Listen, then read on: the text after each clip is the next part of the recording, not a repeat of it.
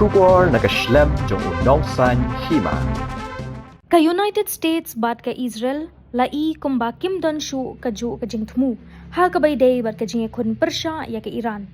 U President ka United States u Donald Trump u loong bakari ka jong u kala ban Pynkut ya ka jing kun Persya ya ka Iran hapo ar nilai Taïew. Watla kam don ka jing te kular bat ka teren. Henry u Prime Minister ka Israel u Benjamin Netanyahu uloong bakari jong u kan beteng ya ka jinge kun bat kan yai penjot ya ka terror regime jong ka Iran.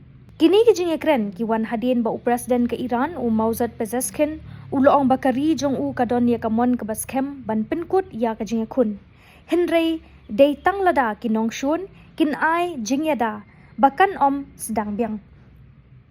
U Donald Trump uloong ru ba ka United States kan mi no na ka jinge kun Operation Epic Fury hapo ar hadu lai Taïew. Bat baka Iran kam don kam ban soy ya ka nu ka jinge te kular ban Pynkut ya ka jinge kun.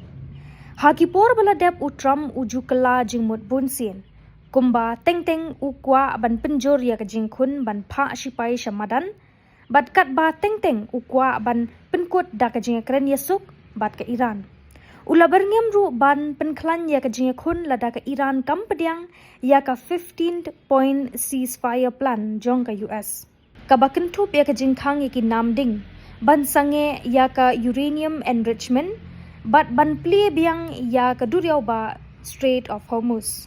Henry ha ka sni ba ar ula ong ba ka jingkit kli ban Pyneh ya ka nikalinti kabakongsan kadai ban long hakiri ki ba pendon kam ya ka khniang. Day ha ka US.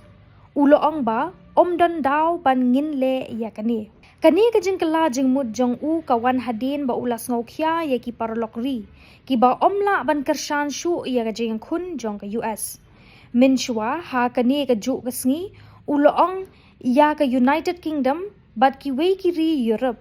Bakin let wat hi ya ka khniang ka jong ki.